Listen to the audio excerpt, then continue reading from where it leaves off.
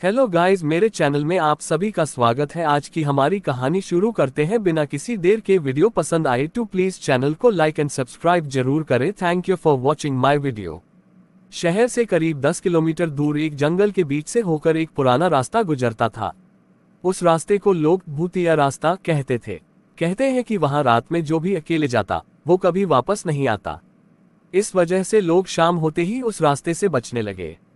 कहानी शुरू होती है रवि, एक जिज्ञासु युवक, इन भूत प्रेत की कहानियों पर यकीन नहीं करता था। एक दिन उसके दोस्तों ने उसे चैलेंज दिया कि वह रात के 12 बजे उस रास्ते से गुजरे। रवि ने बिना डरे उस चुनौती को स्वीकार कर लिया। उस रात पूरा चांद चमक रहा था। रवि अपनी मोटरसाइकिल लेकर उस भूतिया रास्ते पर पहुंचा। चारों ओर सन्नाटा था, सिर्फ झींगुरों की आवाजें सुनाई दे रही थीं। जैसे ही वह आगे बढ़ा, उसे लगा कि कोई उसके पीछे है। उसने मुड़कर देखा, लेकिन कोई नहीं था। थोड़ी दूर जाने के बाद अचानक उसकी मोटरसाइकिल बंद हो गई। उसने बार बार किक मारी पर गाड़ी स्टार्ट नहीं हुई। तभी उसे सड़क के किनारे एक सफेद साड़ी में खड़ी औरत नजर आई। वह औरत धीरे धीरे उसकी तरफ बढ़ने लगी।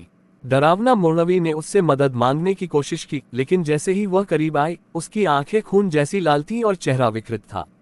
रवि डर के मारे कांपने लगा। उसने गाड़ी को दोबारा स्टार्ट करने की कोशिश की, लेकिन गाड़ी नहीं चली। वह औरत धीरे धीरे उसके पास आ रही थी। अचानक वह जोर से चिल्लाए और हवा में गायब हो गई। रवि ने महसूस किया कि उसके चारों ओर अजीब सी ठंडक फैल गई थी। बचाव किसी तरह रवि ने अपनी गाड़ी को धक्का देकर स्टार्ट किया और वहां से भाग निकला। जब वह गांव पहुंचा तो उसने देखा कि उसकी गाड़ी की पीछे वाली सीट पर वही औरत बैठी थी। उसने जोर से चीख मारी और बेहोश हो गया। अगले दिन जब रवि होश में आया तो उसने ये कहानी सबको बताई।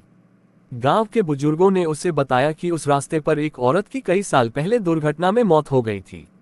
तब से वह आत्मा उस जगह भटक रही है और रात को वहां से गुजरने वालों को परेशान करती है। उस घटना के बाद रवि ने कसम खाई कि वह कभी भी उस रास्ते पर अकेले नहीं जाएगा। आज भी लोग कहते हैं कि रात के समय उस रास्ते से किसी के चीखने चिल्लाने की आवाजें आती हैं। चलिए गाइज, आज मेरी नेक्स्ट स्टोरी में आते हैं, जो कि एक हॉरर स्टोरी है। Let's start my story. भूल भुलैया की शुरुआत कहानी शुरू होती है 5 दोस्तों से, राहुल, आर्यन, काव्या, नेहा और समीर। एक पुराने गांव में एक हवेली के बारे में अफवाहें सुनकर वे एक वीकेंड पर वहां जाते हैं। कहते हैं कि हवेली में जो भी गया वो वापस नहीं लौटा। जैसे ही वे अंदर कदम रखते हैं, दरवाजा अपने आप बंद हो जाता है। हवेली के हर कोने से अजीब अजीब आवाजें और परछाइयां उनका पीछा करने लगती हैं। आत्माओं का रहस्य। दोस्तों को एक पुरानी डायरी मिलती है जिसमें हवेली के इतिहास के बारे में लिखा होता है। डायरी के अनुसार 100 साल पहले इस हवेली में एक पागल राजा रहा करता था, जिसने काले जादू का सहारा लेकर कई लोगों की जान ली। उसका कहना था कि कोई भी उसे इस हवेली से बाहर नहीं निकाल सकता। धीरे धीरे डायरी पढ़ते वक्त नेहा के साथ अजीब घटनाएं होने लगती हैं। दुष्ट आत्मा का प्रकोप। नेहा के व्यवहार में बदलाव आने लगता है। ऐसा लगता है कि उसके शरीर पर किसी आत्मा का कब्जा हो गया है। वह बाकी दोस्तों पर हमला करने लगती है। राहुल को डायरी में जिक्र मिलता है कि राजा की आत्मा अब भी इस हवेली में है और उसने किसी को भी छोड़ने की कसम खाई है। काला दरवाजा। राहुल और काव्या को हवेली के तहखाने में एक काले दरवाजे का पता चलता है, जहां राजा की आत्मा को बांध कर रखा गया था। लेकिन उसे खोलने के लिए एक विशेष मंत्र चाहिए। उन्हें पता चलता है कि हवेली में छिपा एक और कमरा है, जहां वह मंत्र लिखा हुआ है। तहखाने का राजा आर्यन और समीर उस कमरे तक पहुंचते हैं, लेकिन वहां अजीब प्राणी उनका पीछा करने लगते हैं। किसी तरह वे मंत्र तक पहुंचते हैं। इसी बीच नेहा पूरी तरह से दुष्ट आत्मा के वश में आ जाती है और दोस्तों को खत्म करने की कोशिश करती है। मृत्यु का खेल। दोस्तों को पता चलता है कि राजा की आत्मा को खत्म करने के लिए उन्हें अपनी सबसे बड़ी डर का सामना करना होगा।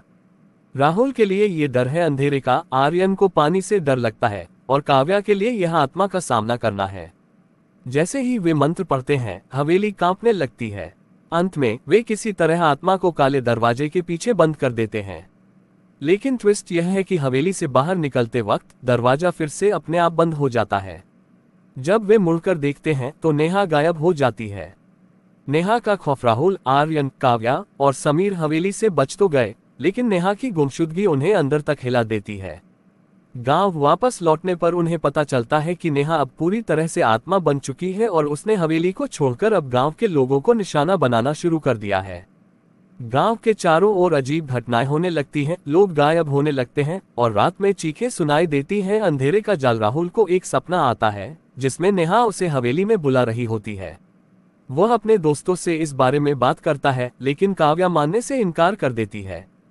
तभी उन्हें एक गांव के पुजारी का पता चलता है जो हवेली की काली शक्तियों के बारे में जानता है। पुजारी उन्हें बताता है कि नेहा को बचाने का एक ही तरीका है, उन्हें फिर से हवेली में लौटना होगा और काले आईने का सामना करना। काले आईने की खोज पुजारी की मदद से चारों दोस्तों को पता चलता है कि हवेली में एक काला आईना छिपा है जो आत्माओं को उनकी असली जगह पर भेज सकता है, लेकिन इसे ढूंढना आसान नहीं है। हवेली अब और भी खतरनाक हो चुकी है, हर कोने में दुष्ट आत्माएं मंडरा रही हैं। नेहा बनाम राहुल। जब वे हवेली पहुंचते हैं तो नेहा की आत्मा का सामना राहुल से होता है। नेहा के अंदर की दुष्ट शक्ति राहुल को खत्म करने की कोशिश करती है, लेकिन राहुल अपने दोस्तों की मदद से बच जाता है। इस दौरान उन्हें आईने का आधा हिस्सा मिलता है, लेकिन दूसरा हिस्सा हवेली के सबसे डरावने हिस्से में छिपा होता है। भूल भुलैया का अंत। दूसरे हिस्से की खोज में आर्यन और समीर एक अंधेरी भूल भुलैया में फंस जाते हैं। वहां उनका सामना नेहा की आत्मा के साथ साथ दूसरी पुरानी आत्माओं से होता है। किसी तरह वे आईने का दूसरा हिस्सा ढूंढ लेते हैं, लेकिन इसे जोड़ने के लिए एक बलिदान की जरूरत होती है। नेहा की मुक्ति। आईना जुड़ने के बाद नेहा की आत्मा कमजोर पड़ने लगती है, लेकिन ट्विस्ट यह है कि वह कहती है कि उसे इस हालत में लाने के पीछे हवेली की असली दुष्ट शक्ति है, न कि राजा। ये सुनकर दोस्तों को समझ आता है कि राजा भी केवल एक मोहरा था। राहुल और काव्या मिलकर आईने की मदद से नेहा को मुक्त करते हैं, लेकिन अंत में हवेली फिर से एक भयानक विस्फोट के साथ बंद हो जाती है और राहुल के हाथ पर एक निशान उभर आता है। निशान का रहस्य। हवेली के विस्फोट के बाद राहुल को अपने हाथ पर उभरते काले निशान के बारे में चिंता होती है।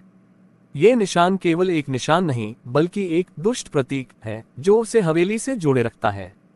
राहुल अब अजीब सपनों और अनजानी आवाजों से परेशान होने लगता है।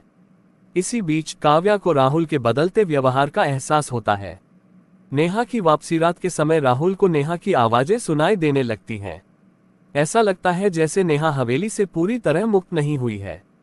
वह उसे चेतावनी देती है कि निशान के पीछे एक बहुत बड़ी काली शक्ति है जो अब उसे अपने कब्जे में लेना चाहती है। नेहा की आत्मा उसे एक पुराने मंदिर का जिक्र करती है जहां इसका समाधान हो सकता है।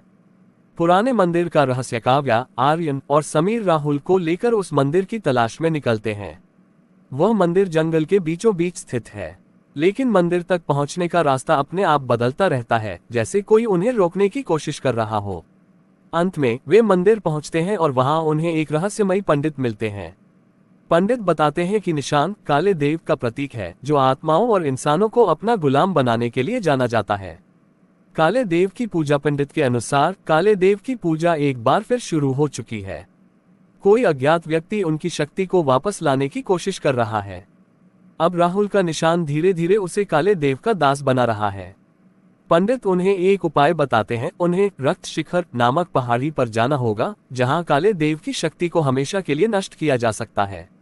रक्त शिखर का रास्ते में वे एक ऐसे गांव में फंस जाते हैं जहां कोई जीवित नहीं है। चारों तरफ भूतिया वातावरण और अजीब सी आवाजें उनका पीछा करती हैं। गांव के बीचों बीच एक पुराना कुआं है जिसमें से एक भयानक काली छाया निकलती है। ये छाया राहुल पर हमला करती है, लेकिन काव्या और आर्यन उसे बचा लेते हैं। Episode 6 finale. बलिदान की रात। रक्त शिखर पर पहुंचकर उन्हें पता चलता है कि काले देव की पूजा करने वाला व्यक्ति कोई और नहीं बल्कि नेहा की आत्मा का एक दुष्ट हिस्सा है। वह हवेली की काली ऊर्जा से इस शक्ति को वापस लाना चाहती है।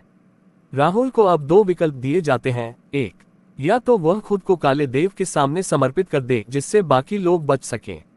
2, या फिर वह काले देव को नष्ट करने की कोशिश करे, लेकिन इसके लिए एक दोस्त का बलिदान जरूरी है। राहुल और उसके दोस्त मिलकर एक खतरनाक लड़ाई लड़ते हैं। अंत में काव्या खुद को बलिदान करने का फैसला करती है। काले देव की शक्ति नष्ट हो जाती है, लेकिन आखिरी मोड़ पर राहुल का निशान गायब नहीं।